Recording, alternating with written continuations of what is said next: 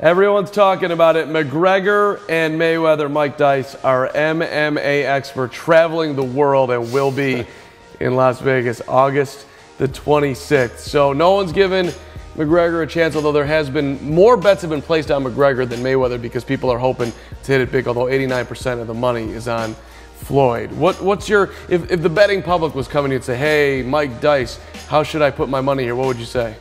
I mean, if you're going to make a bet and you throw a little money down on McGregor, it's a safe play, because if he does win by knockout or whatever, the odds are going to be so great that it could recoup anything you lost betting on Mayweather. But I think the lines have kind of shifted a bit because people are trying to take advantage of the huge odds on McGregor, because if he wins, you could get a huge payday, much more so than if you bet on Mayweather. You give him a fighter's chance, even though he's never, quote unquote, fought before. This is his first boxing match. I do give him a fighter's chance. I am an MMA guy, so there's that kind of loyalty in this discussion. But you know, he's an awkward stance. He's younger. He's really good with the counter punch and trying to set these traps. Of course, the biggest issue he's going to have with Mayweather is that Mayweather kind of does the same thing, but he does have the left hand, and I think if he connects, he can do some damage. So it'll just be interesting. The one thing I think will be the biggest hurdle for him is the round time length. So he's used to 5 minutes rounds and being able to kind of establish himself and find his rhythm.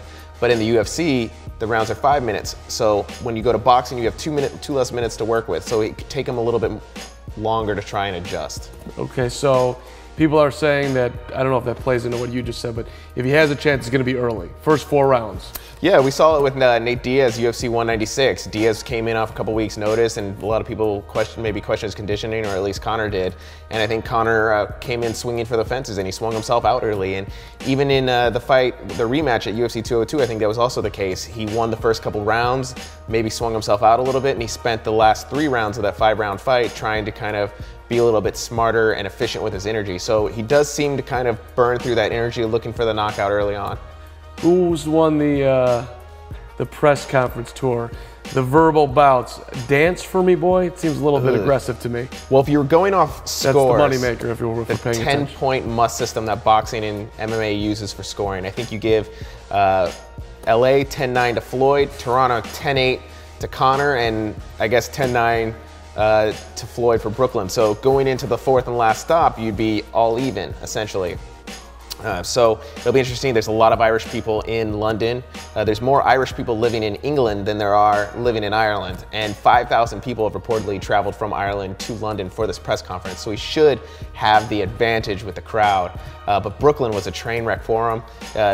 This whole tour has been kind of plagued with Conor making comments, like you said, like the boy comment. I think in that regard, there's a little, I don't want to be a Conor McGregor apologist, but he's not from this country.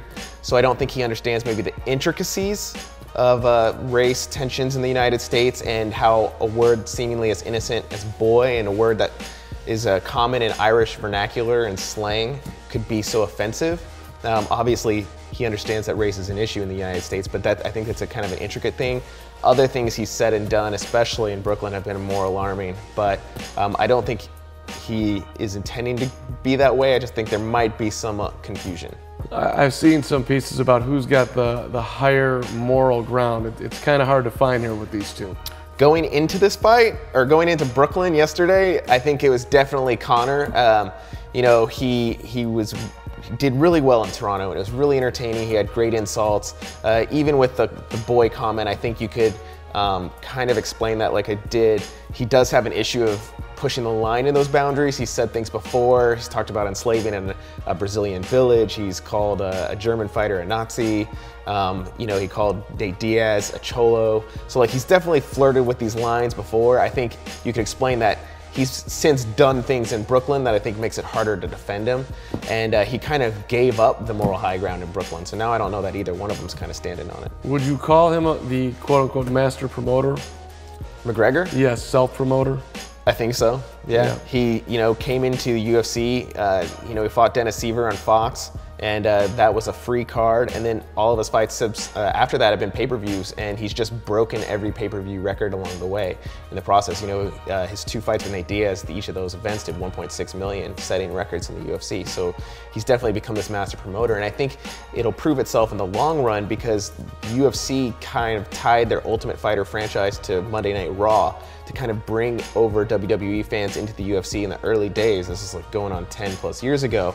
And I think he's kind of presented another opportunity for the UFC to take that step further into the mainstream by kind of tapping into this boxing audience. There's maybe a boxing audience that has, shunned the UFC or not embraced it, and this is an opportunity to kind of maybe introduce them in a way, and it might bring over more fans, much like the Ultimate Fighter did. So you think no matter what happens, it's a win for the UFC or MMA, or does Conor have to, like, I don't know, at least be very competitive?